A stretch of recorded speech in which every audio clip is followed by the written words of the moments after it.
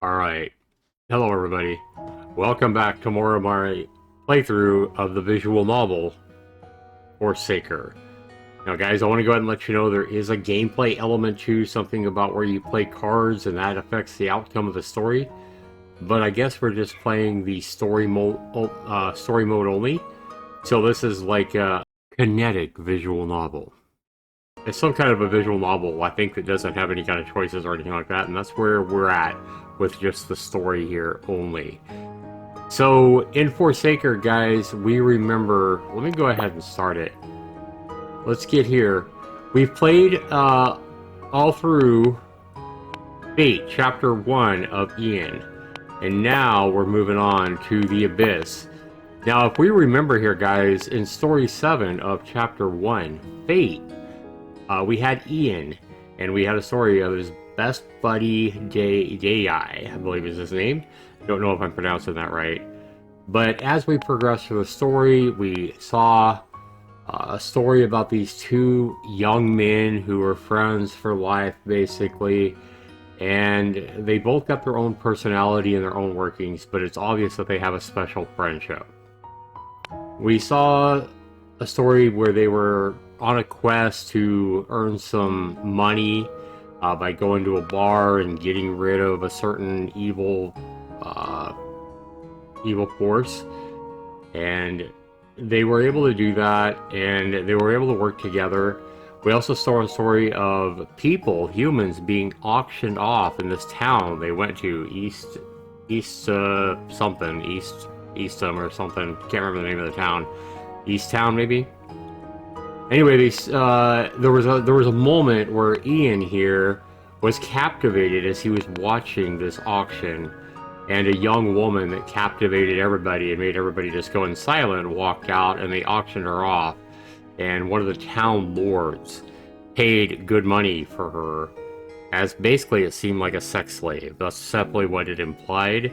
But Ian, for some reason, was just captivated by her, and I think he was almost tempted to, I don't know, try to rescue her from going into be sexually abused and owned by a lord and all his fellow lords or whatever. That's kind of where it left us. We didn't see any more after that, after Dei basically woke him up out of his stupor as he was lost in thoughts as the lord was, carrying her away. There was a really weird dream or a nightmare from Ian that took up a whole story. I think it was story either 4 or 5. And I was worried about the direction the game was going because the whole story almost seemed like it was written by AI. And kind of had me kind of worried, but the story did get better. I did give the game a chance. It got better. And as it ended, guys, we had a moment where these guys are about to split up. They're not going to see each other for a while, as Ian's got some own stuff of his own going on, and Dai, basically, on the other side of a wall, Dai shared a passion, I guess, with Ian, where he had said, hey, he was always been a warrior, and he was going to be having this upcoming church test, if you would. And the church was about to test him for his ability to be a guardian or a warrior. And he didn't want to pass this test. He was going to purposely fail this test to be a warrior because he had a dream of being a sorcerer.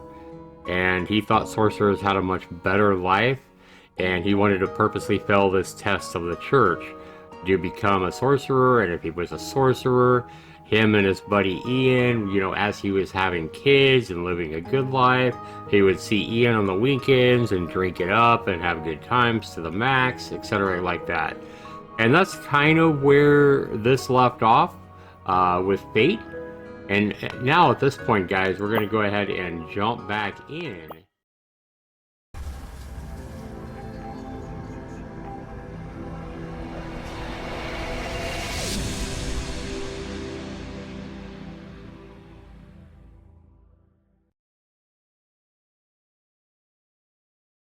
So we want to go into chapter 2, The Abyss here, guys. Read stuff we haven't read. And welcome back, guys. It's been week and a half since I've read the last chapter, or the last story of chapter 1. And I guess we're still on Ian, and now we're in chapter 2. So let's go ahead and go in. The Abyss.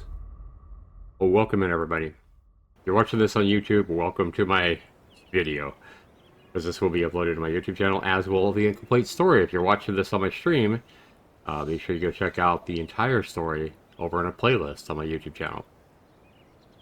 Just as Ian's head hits the pillow, the screams start up.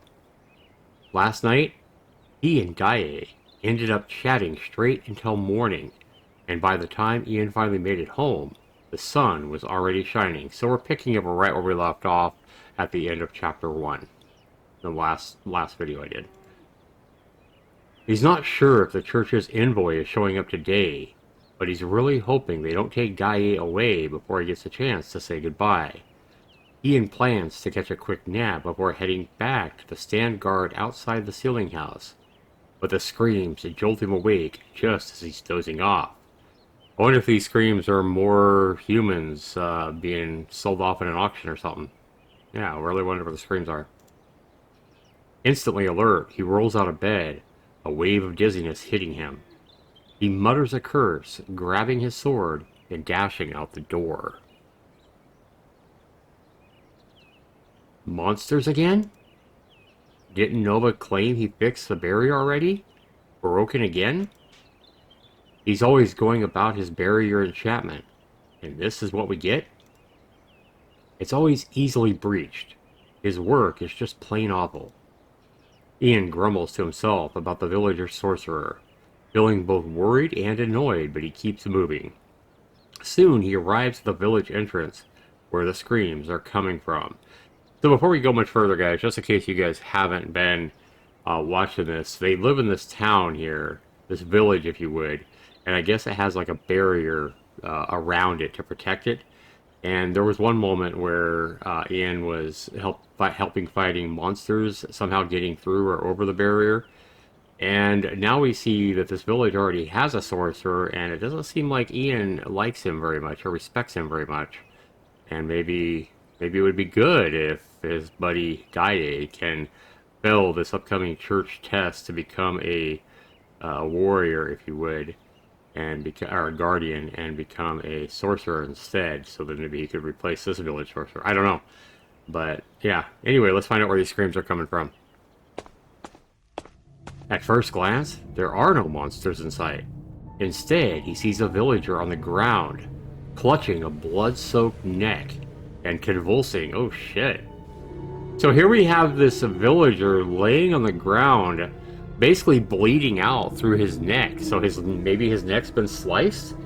And you can imagine this villager like just basically trying to hold the blood from coming out of his neck and dying on the ground, bleeding on the ground. That's crazy.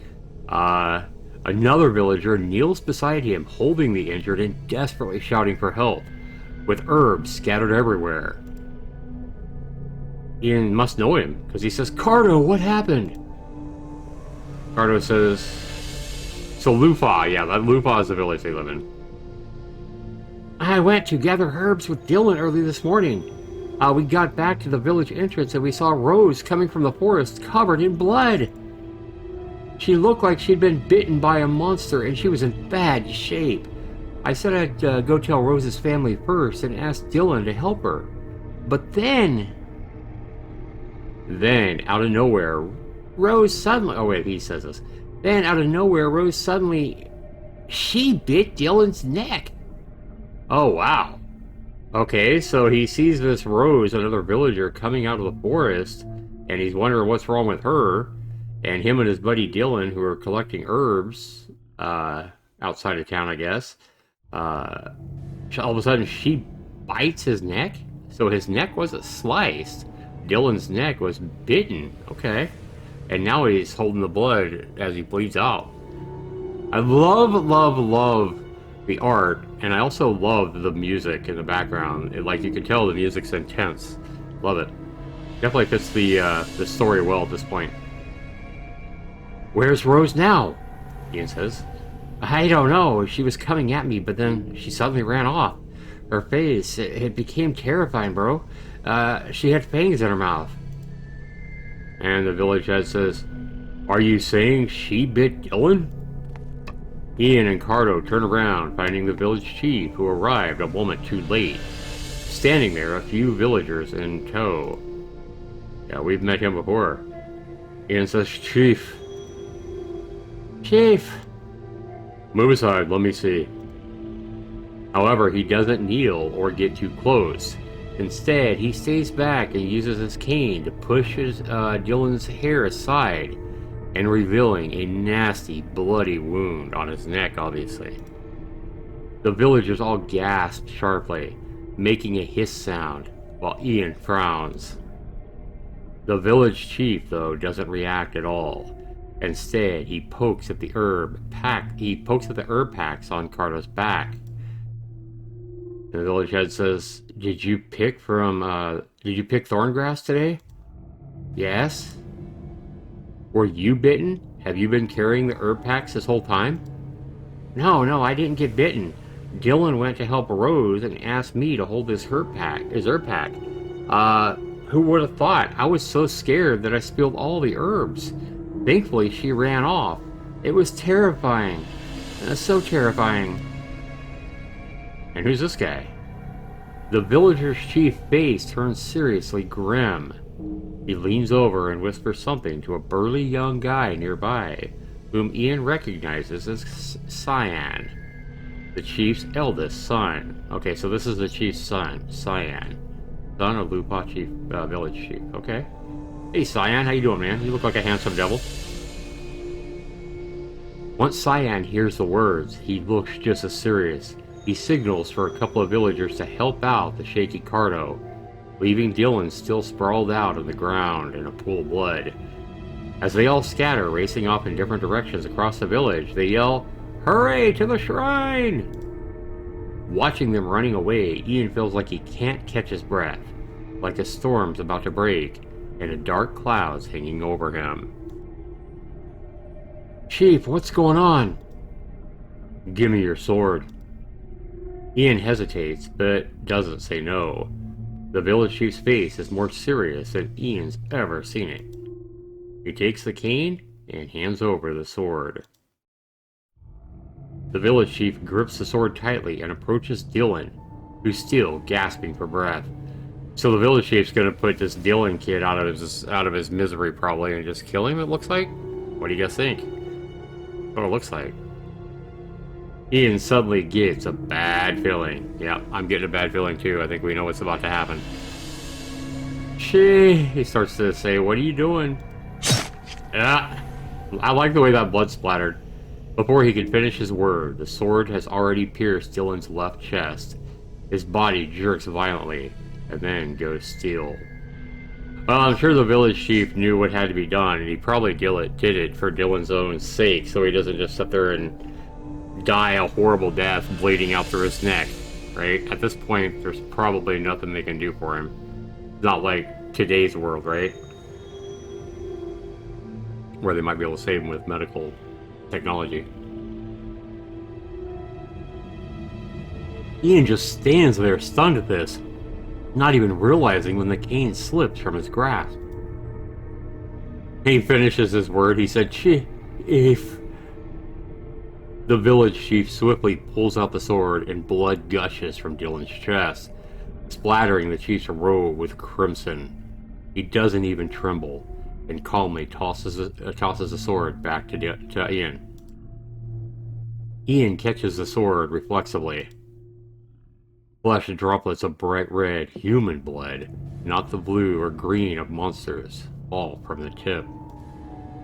Ian's throat tightens, and he's struggling to catch his own breath. Yeah, I can imagine that would be a lot for a young teenager such as Ian to witness and observe, you know? It's the Unburied. The Unburied? Ian repeats the name unconsciously. Those bitten by the Unburied get infected. Oh, so this is almost like a zombie thing. At first, you can't tell, but soon enough they pass out and turn into more unburied. So Unburied in this game are almost like zombies as we know them. It's been almost 20 years since we last saw them. This time they must be after Dai. Why didn't the seal work on the ceiling house? That kid's causing all sorts of trouble, bringing this mess to our village. No matter how much trouble Dai causes, he wouldn't just kill someone without a second thought or say something so heartless afterward. Ian feels a wave of grief and anger rising up, almost ready to shout, but then he sees the pain and despair in the village chief's eyes, and his anger melts into a sigh. A lot of emotion going through Ian right now. Nobody wants to protect the village and its people more than the chief does. Nobody should question his choices when things are this dire. And for the village's sake, he steps up as the villain. Ian shuts his eyes for a moment. The gruesome images are still fresh, but his mind is slowly getting a little bit clearer. Oh, what should I do? The village chief gives him a reassuring look, though his eyes still hold a mix of emotions. Kill those who have turned into the Unburied, including those who've been bitten. Aim for their hearts. Okay, so unlike zombies, though, he's telling them to aim for their hearts, not their brains. Like, you know, in all the zombie games and zombie movies and shows and stuff like that, it's always, you know, kill the brain of the zombie. So I guess the Unburied here, he says aim for their hearts. That's their weak spot. As for the unbitten, have them go to the shrine. So basically, he's giving Ian an order to kill the Unburied, kill everybody that has been bitten by the Unburied, and use, you know, go shoot for their hearts. And then he's also saying for people that haven't been bitten yet, you know, normal humans, have them go to the shrine as a safe spot. But how can I tell who's been bitten? Bring some thorn grass along with you. The Unburied and anyone infected by them are scared of it. The shrine's roof and walls are coated with thorn grass juice, so they can't get inside in the shrine, okay? Ian stays quiet for a moment. Is there really no way to save someone who's been bitten, Chief? No, there isn't. You haven't seen how ruthless those turned by the unbitten can be. My sister, my mother did it to her.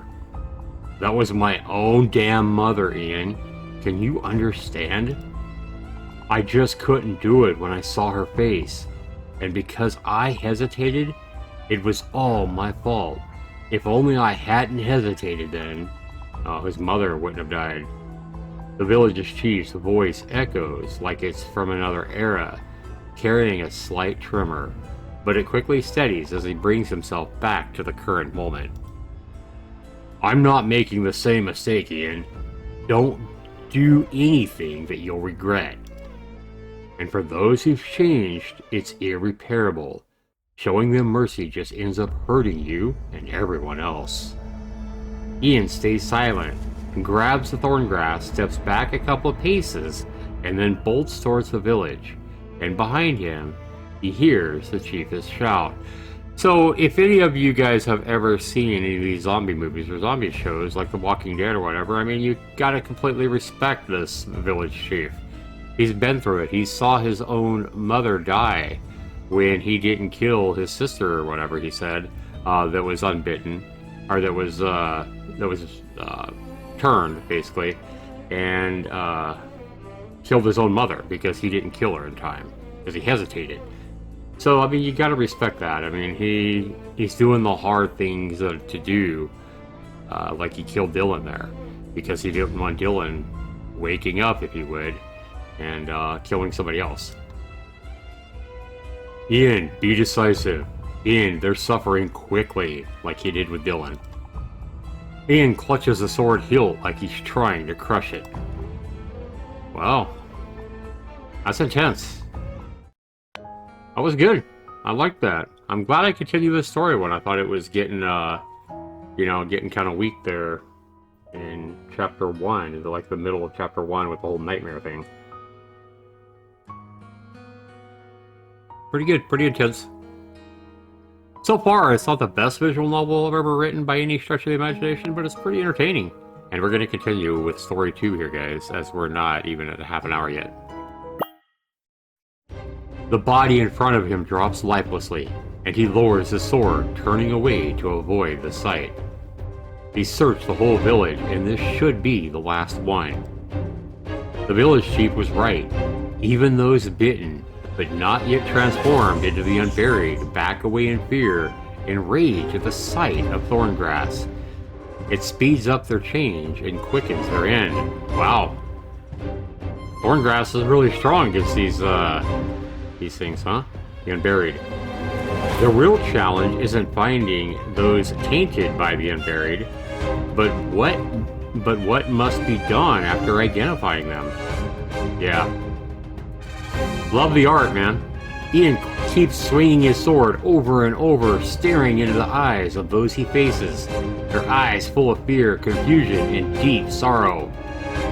He sees himself in their gaze, like he's some kind of executioner or grim reaper, a traitor both known and alien. The cold steel doesn't just cut through flesh, it slices away trust and stabs right into Ian's conscience. His heart feels like it's about to break apart. He shuts his eyes, struggling to catch his own breath. He's just too tired, too weighed down. The sword in his hand feels like it weighs a ton. Fighting blood-soaked battles with monsters till he's exhausted never left him this wiped out. Time seems to drag on forever. But no, it's not over yet. He still needs to check the shrine. Ian starts running towards it, his feet like they're filled with lead. His face feels sticky, but he doesn't want to think about why. The shrine's doors and windows are all tightly shut. Ian glances around, seeing nothing suspicious, and then he steps up and knocks on the door with 2 loud bangs. He hears a bit of a ruckus going on inside. Someone leans against the door and asks, "Who is it?" "It's me, Ian." The voice goes quiet. A moment later, a nearby window cracks open, a shadow shifts, and then the window shuts again. Inside, everything's still for a wait a minute. Inside, everything's still for a beat before another commotion kicks off, like someone crying out. Ian eyes the tightly sealed doors and windows, takes a quiet step back. And after a while, the door cracks open, and Cyan squeezes through. He looks at Ian's face, hesitates for a second, and then turns back to gently shut the door. "Ian, I have checked the entire village. There should be no more." "Chief." "Don't worry. My father's fine. He's inside with the rest of the villagers." Those bodies, they're still lying where they fell. Someone needs to..." "I know. Leave the rest to me. You've done enough."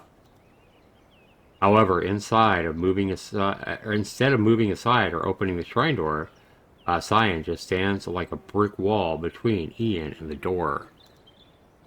The air seems to freeze, and both fall silent.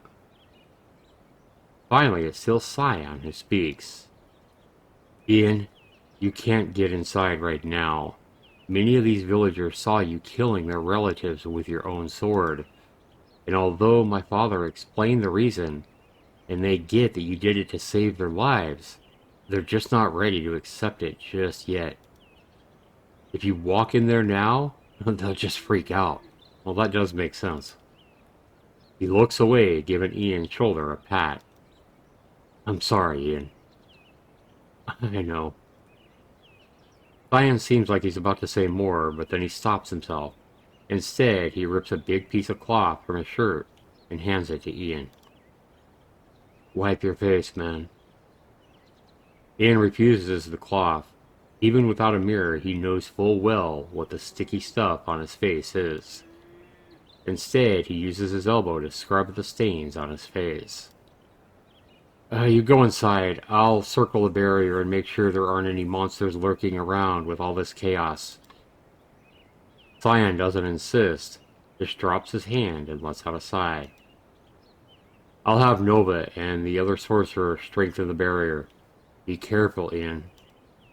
And with that, Cyan knocks on the door and enters the shrine. The door closes behind Ian. Ian heads toward the barrier. He finds himself calmer than he imagined.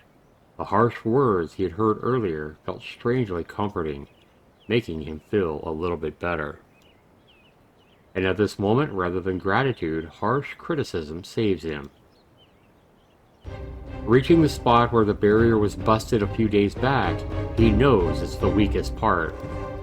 Beyond it, in the forest's shadowy gloom, he spots eerie flickering flames, monster eyes. Just as he thought, and without hesitation, Ian crosses the barrier. Yep, more of these rat things. The hustle of leaves and branches fills the air. One by one, the monsters appear from the shadows. A particularly nasty one with a blind eye hangs upside down from a branch, snarling at Ian. He grins back, staring at it. Stay with me this time. He slowly lifts his hand. His blade that he holds is stained with dried, bright red blood. Come at me at once. Don't make me deal with you one by one.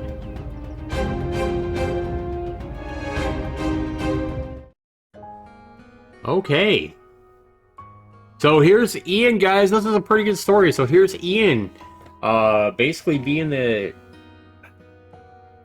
He's not necessarily a leader yet in any way, because he's being told what to do by the chief, the village chief, and the village chief's son even, giving him orders. But Ian is doing a lot of the tough work that has to be done.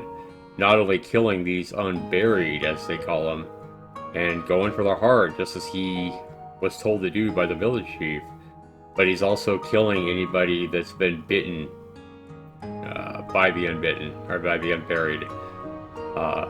Some kind of a creature, almost like the zombies in other popular stories.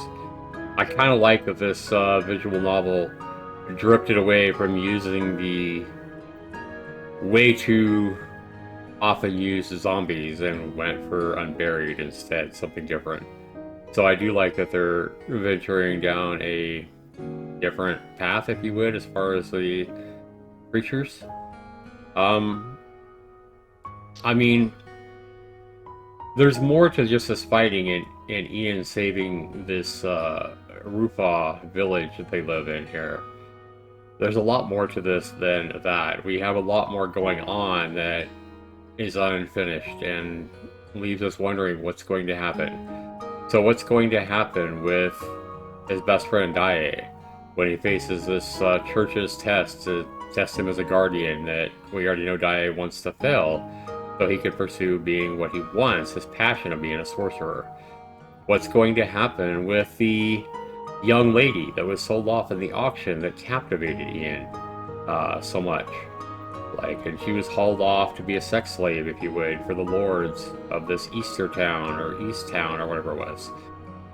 What's going to happen with her? There's definitely something there, an unfinished, unresolved story, and I'm sure that at some point we're going to see this young lady come back into the story. And what's going to happen with all of that? Is it going to be a love story between her and Ian? Is Ian going to profess his feelings for her? Is he going to save her? Well, I mean, so there's something that's going to happen with that. I just don't know what. So there's a lot of things here that are working in the background of all this monster slaying and fighting these unburied and stuff like that. And I like that. And that's the part that's keeping me coming back to figure out what's going to happen to his friend Dae. What's going to happen with this young lady that was sold in the auction that captivated Ian. And what's going to happen with this long-standing friendship between Ian and Dae? And at some point, is one of them going to get killed? So, we don't know. Something's going to happen, though. I feel like the story is headed towards good places. Or towards more drama, if you would. It's going to be interesting. So I'm going to keep playing Forsaken. DingDing Blade, or DingDing and Blade. Kind of a weird name. Forsaker, DingDing and Blade. Anyway, guys, I do want to go ahead and thank you guys for watching. And if you're watching this on YouTube, guys, be sure you comment down below. Let me know if you're enjoying my playthrough, as this has been part 5. And the start of Chapter 2, The Abyss of Ian's story. So we'll be back, guys, for more here in the coming days for part 6 of my playthrough. Peace, everybody. Have a good day, a good night, whatever time it is for you out there. We'll see you soon. Peace.